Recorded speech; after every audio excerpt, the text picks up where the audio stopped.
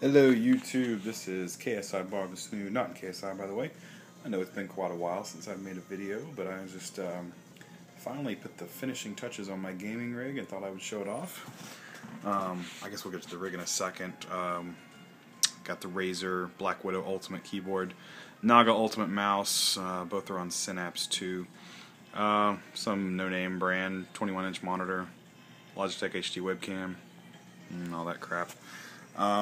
Yeah, here's the rig. This is the NZXT Switch 810 limited edition gunmetal case. I have 21 fans.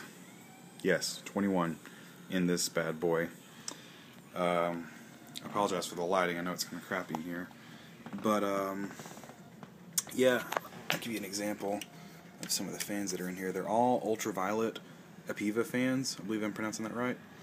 And 140 millimeters all the way around, except for on my radiator, I have 120. But yeah, not much to speak of up here. A couple optical bays and that jazz, air filters everywhere. But now to the meat of it. Here's the insides.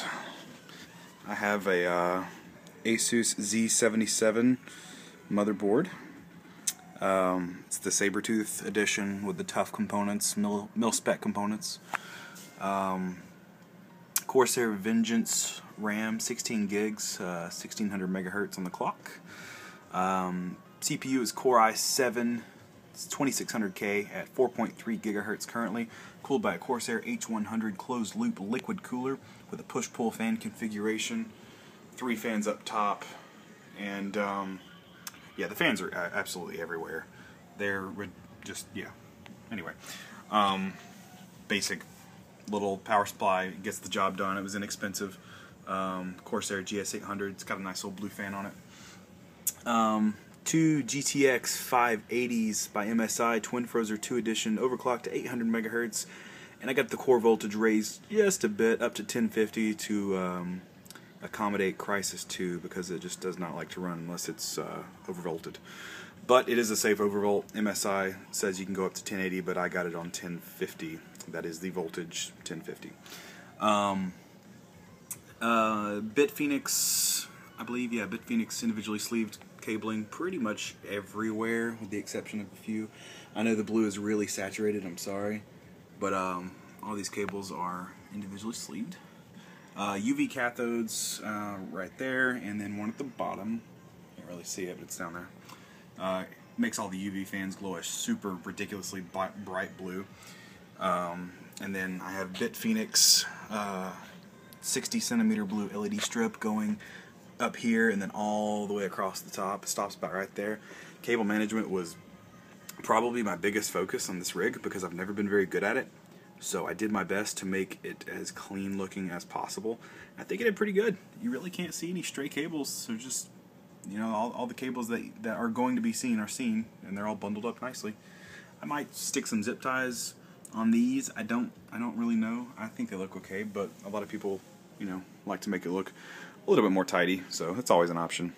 Put my little Tough Inside logo on there. I thought it added some flair. Came with my motherboard.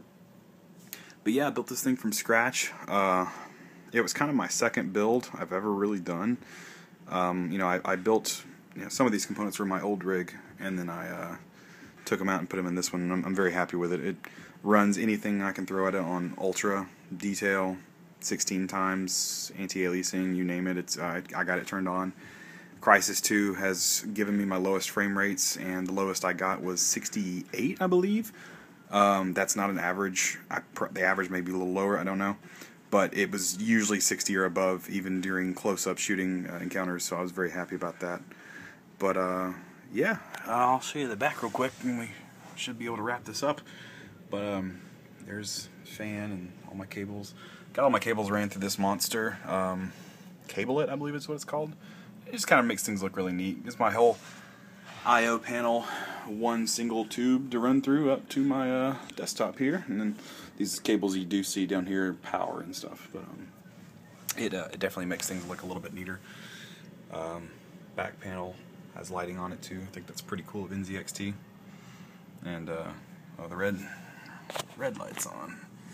Change that to blue. Sometimes it changes colors sporadically, but whatever, doesn't matter. Yeah, guys, that's really it. Comment if you want. Tell me what you think. Tell me if you can recommend any changes or your thoughts. Too much blue, not enough, cathodes. I don't know. Like I said, this is just my second build, so I would like your feedback. Thanks for watching, folks.